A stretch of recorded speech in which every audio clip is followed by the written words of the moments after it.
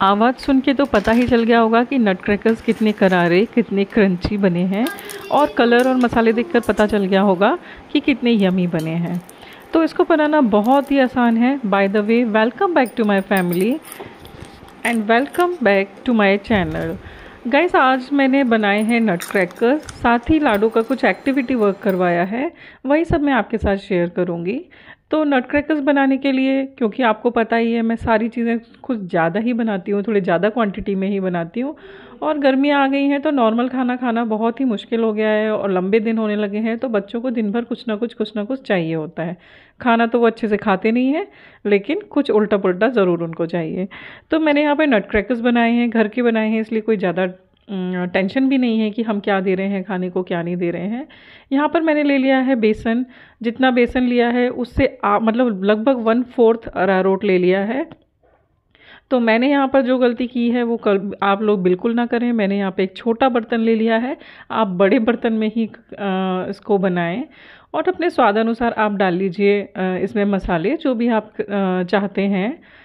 तो यहाँ पर मैंने लिया है थोड़ा नमक, थोड़ी हल्दी, थोड़ा सा मिर्ची पाउडर, थोड़ा गरम मसाला, थोड़ा जीरा पाउडर, थोड़ा हींग का पाउडर। आप मतलब जो भी मसाले लेना चाहें आप अपनी मर्ज़ी से ले सकते हैं। मैं 3 तरीके से नट क्रैकर्स बनाए हैं यहाँ पर, वही मैं आपके साथ शेयर भी करूँगी। एक तो है बहुत ही इजी तरीका, एक थोड़ा मीडियम, एक जो ज़्यादा ही पॉपुलर तरीका है, जो कि मार्केट में ब्रांडेड पैकेट्स में मिलते हैं, सेम वही तरीका है। तो इन सारे मसालों को मैंने अच्छे से मिक्स कर लिया है और थोड़ा थोड़ा पानी डालकर इसको अच्छा सा स्मूथ सा पेस्ट बनाना है। बहुत गीला नहीं करना है और एकदम गाढ़ा भी नहीं रखना है कि वो अंदर से पके ही नहीं, एकदम टाइट टाइट बने। हमने यहाँ पे अरारोट मिलाया है तो क्रंचीनेस का काम वो अपने आप ही कर देगा। तो इसको बहुत ही स्मूथ तरीके से मिक्स कर लें। फिर से वही बोलूँगी, जो गलती मैंने करी है वो आप ना करें, एक बड़ा बर्तन ही लें। तो यहाँ पर मैंने बहुत ही मुश्किलों से इसको करते हुए जैसे तैसे करके अच्छे से स्मूथ सा पेस्ट बना लिया। एक्चुअली मेरे बड़ा बर्तन थोड़ा बिजी था, क्योंकि मुझे नेक्स्ट डे डोसा बनाना था, तो उसमें मैंने दाल वगैरह सब भिगो के रखी थी। और हाँ, बेसन, जितना कि बेसन की क्वांटिटी हम ले रहे हैं उससे 2 गुना या 3 गुना इसमें मूंगफली दाने मिक्स होंगे। तो मैं यहाँ पे थोड़े थोड़े करके मूंगफली दाने मिक्स कर रही हूँ। देखिए मेरा बर्तन सारा का सारा भर चुका है। तो इसको पर फिर भी मैं जैसे तैसे इसी बर्तन में एडजस्ट कर रही हूँ। जब हम लोग घर से बाहर रहते हैं तो कोशिश करते हैं कि हर चीज़ लिमिटेड ही हो। तो बस यही है कि थोड़े से जो मेरे बड़े बर्तन हैं, अगर वो किसी चीज़ में बिज़ी हैं तो मेरे पास एक्स्ट्रा कुछ नहीं है, तो मैं अभी इसी में ही एडजस्ट कर रही हूँ। इसको जैसे तैसे करके मैंने अच्छे से मिक्स कर लिया है और बस अब ये रेडी है। तो एक तरीका तो ये है कि आप इसको छोटी छोटी क्वांटिटी में एज़ पकौड़ा लेकर इसको तल लीजिए, और जो तलना है वो बिल्कुल लो टू मीडियम आंच पे तलना है। और उसके बाद जब वो ठंडा हो जाए, जब आप उसको अच्छे से क्रंची क्रंची बना लें, उसके बाद दानों को अलग अलग कर लीजिए। एक तो ये तरीका है, ये काफ़ी इजी तरीका है। ये मत सोचिए कि इससे टेस्ट में कोई फ़र्क आएगा, लेकिन हाँ, अगर बेसन ज़्यादा हुआ तो टेस्ट में फ़र्क आ सकता है।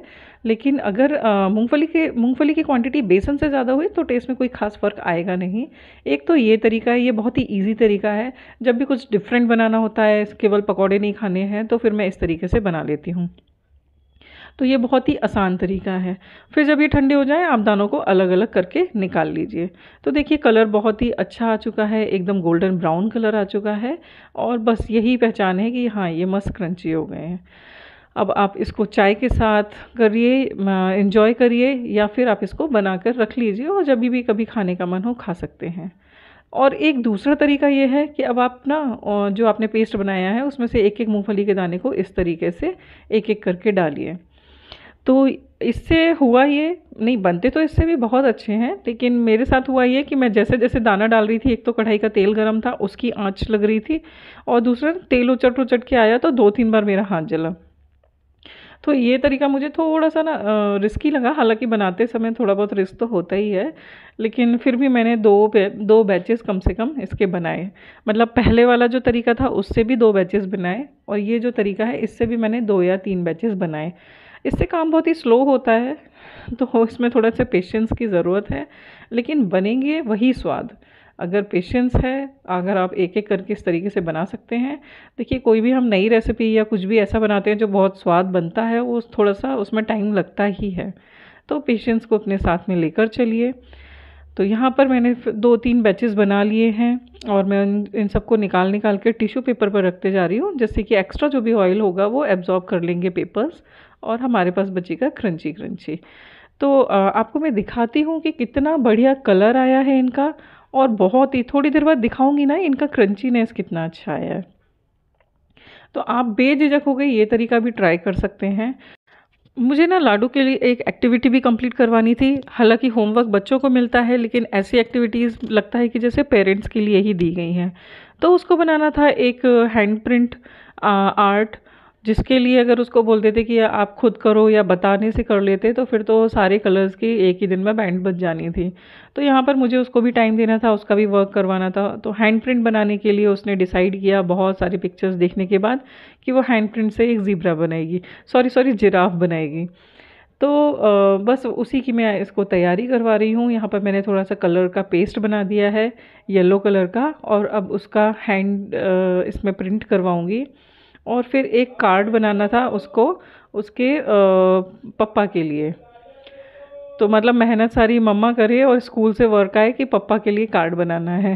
तो लेकिन क्या करें, अब होमवर्क है और तो करवाना ही पड़ेगा। तो यहाँ पर उसने अपना हैंड प्रिंट पेपर के ऊपर प्रिंट कर दिया है।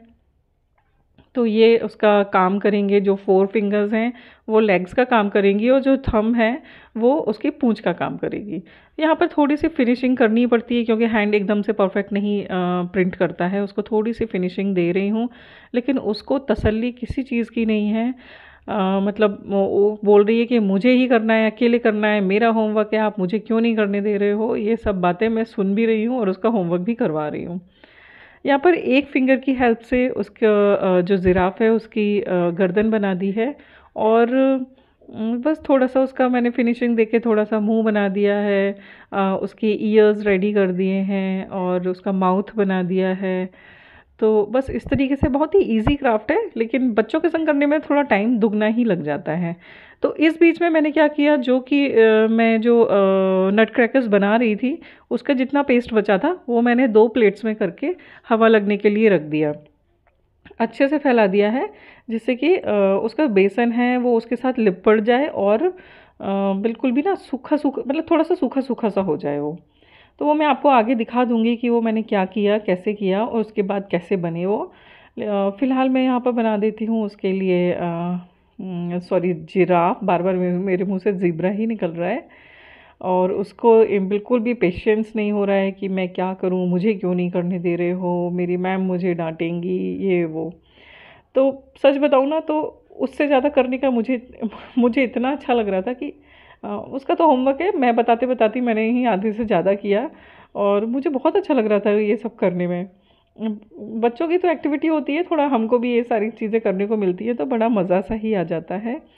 तो उसको मैंने बोला कि देखो ऐसे ऐसे करके डॉट लगाना है, ऐसे ऐसे करके उसमें प्रिंट्स होते हैं।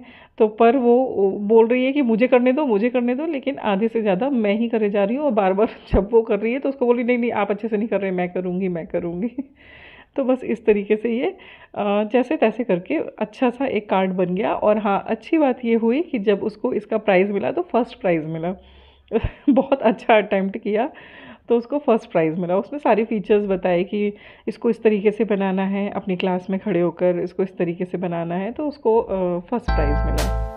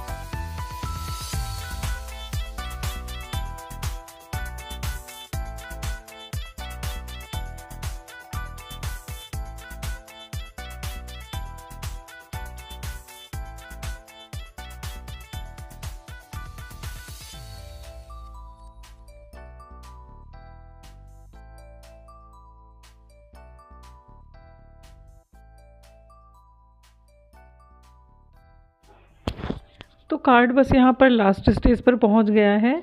थोड़ा सा थंब प्रिंट का यूज़ करके ग्रास का लुक दिया है, और थोड़ा सा बस जो हाइलाइट्स करना है, जैसे उसके लेग्स, उसकी पूंछ, ये सब हाईलाइट कर दिया है, आंखें बना दी हैं, और जो नेक लाइन पे जो थोड़े छोटे छोटे पतले पतले से हेयर्स होते हैं, बस उसको हाईलाइट करके, और ये कार्ड हो गया है लगभग रेडी।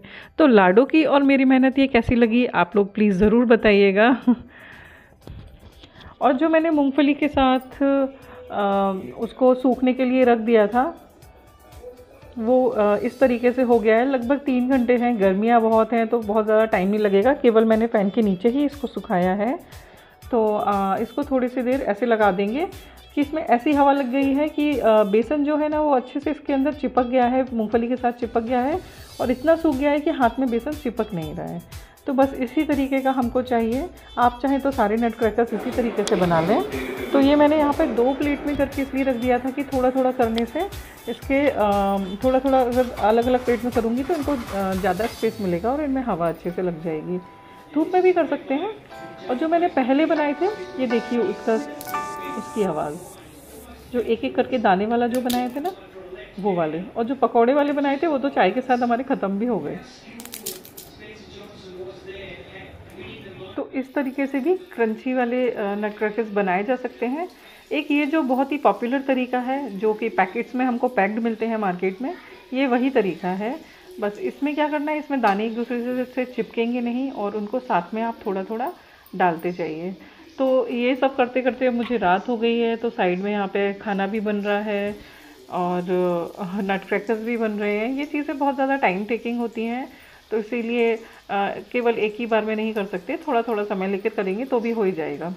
तो यहाँ पर साथ में ही नट क्रैकर्स भी तैयार हो गए हैं, और इसके भी मैंने कम से कम 3-4 बैचेस, यानी जितने की 2 प्लेट में मैंने सूखने रखे थे, सारे के सारे बना लिए हैं।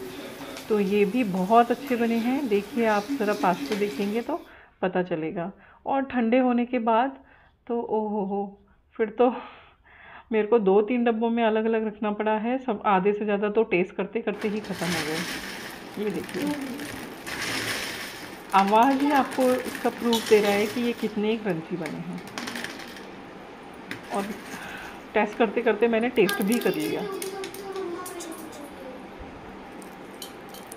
आपको खाने की आवाज़ से ही पता चल जाएगा। तो गाइस, अगर आपने वीडियो यहाँ तक देखा है, ये देखिए खाने की आवाज़ आई ना आपको।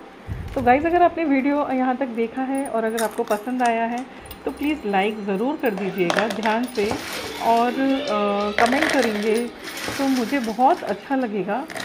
इसी तरह प्लीज़ मेरे साथ सपोर्ट बनाए रखिए, लाइक कीजिए, शेयर कीजिए और सब्सक्राइब तो डेफिनेटली कीजिए। Thank you so much.